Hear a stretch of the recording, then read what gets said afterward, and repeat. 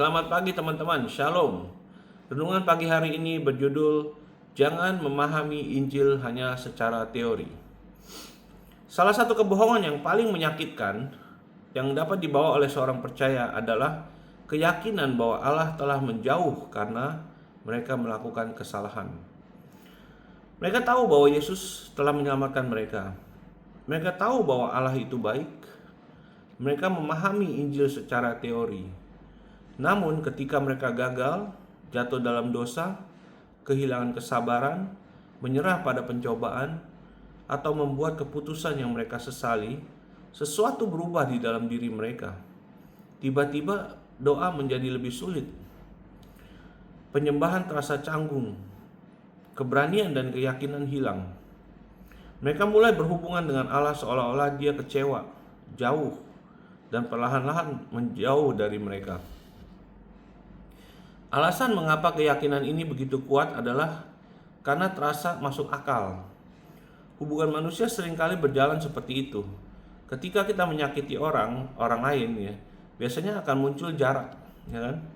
Ketika kepercayaan rusak, seringkali terjadi perpisahan. Tanpa sadar, kita memproyeksikan reaksi manusia kepada Allah.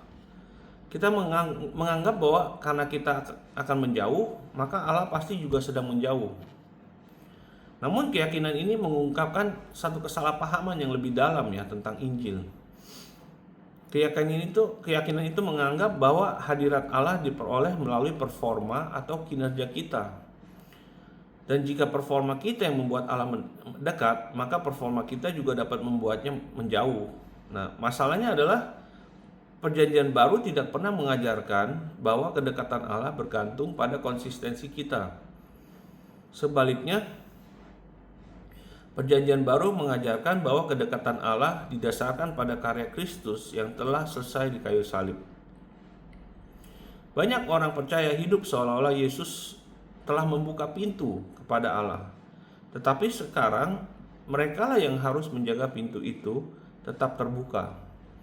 Setiap hari yang baik memberi mereka rasa percaya diri. Setiap hari yang buruk membuat mereka merasa jauh dari Allah. Hubungan mereka dengan Allah menjadi seperti roller coaster rohani ya, yang digerakkan oleh performa bukan oleh kasih karunia. Salah satu kata Yunani yang indah dalam Perjanjian Baru adalah engizo, yang berarti mendekat atau datang dekat. Melalui Yesus, Allah mendekati kita jauh sebelum hidup kita menjadi benar. Dia tidak menunggu kesempurnaan sebelum mendekati manusia.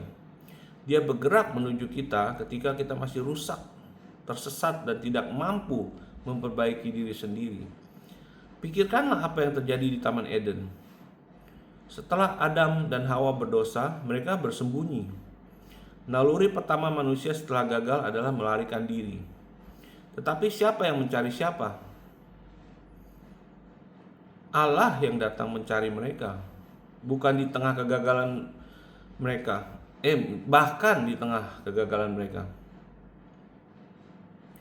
Hati Allah bergerak mendekati manusia, dan bukan menjauhi mereka, ya. Jadi bahkan di tengah kegagalan mereka, hati Allah tetap bergerak mendekati manusia, bukan menjauhi mereka. Pola ini terus terlihat di seluruh kitab suci. Ketika Petrus menyangkal Yesus 3 kali, Yesus tidak meninggalkannya. Ketika Thomas meragukannya, Yesus tidak menolaknya.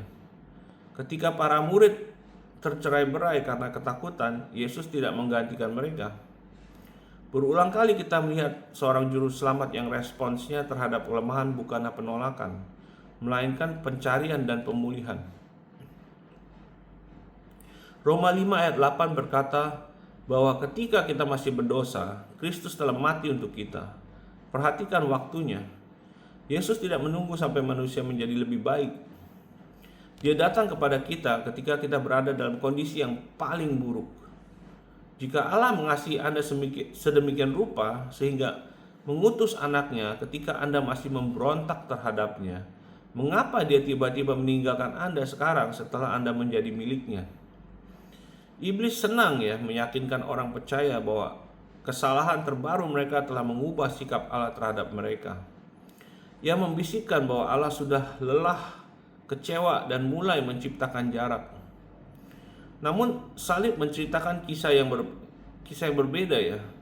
Setiap dosa yang dapat memisahkan Anda dari Allah telah ditanggungkan kepada Yesus. Setiap kegagalan yang dapat berdiri melawan Anda telah dipukul olehnya. Persoalan itu telah diselesaikan di Kalvari. Ini bukan berarti dosa tidak berbahaya.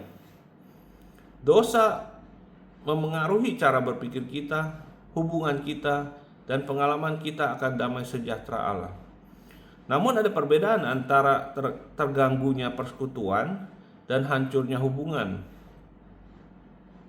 Seorang anak mungkin merasa jauh dari ayahnya setelah melakukan kesalahan, tetapi ia tidak berhenti menjadi anak. Demikian juga kegagalan Anda tidak membatalkan apa yang telah Kristus kerjakan. Yesaya 41:10 mencatat janji Allah. Jangan takut sebab aku menyertai engkau. Perhatikan bahwa Allah tidak berkata, aku akan menyertai engkau jika engkau hidup sempurna.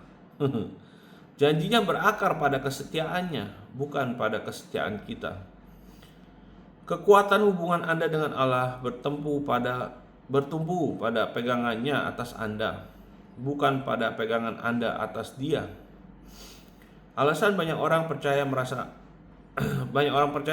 Allah tidak hadir setelah mereka gagal adalah karena rasa malu sedang menyuruh mereka bersembunyi. Rasa malu berkata, jauhilah Allah sampai kamu memperbaiki dirimu. Kasih karunia berkata, datanglah dengan keberanian karena Yesus sudah membayar semuanya. Rasa malu menunjuk pada kegagalan Anda. Kasih karunia menunjuk kepada juru selamat Anda.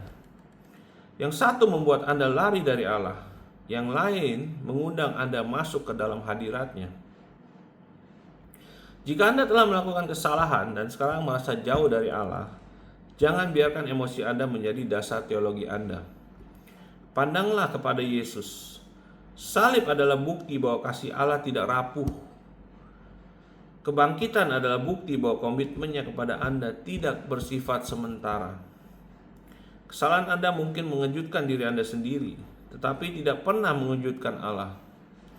Bapa yang menerima Anda melalui darah anaknya tidak berubah pikiran. Dia tidak menjauh. Dia tidak meninggalkan Anda.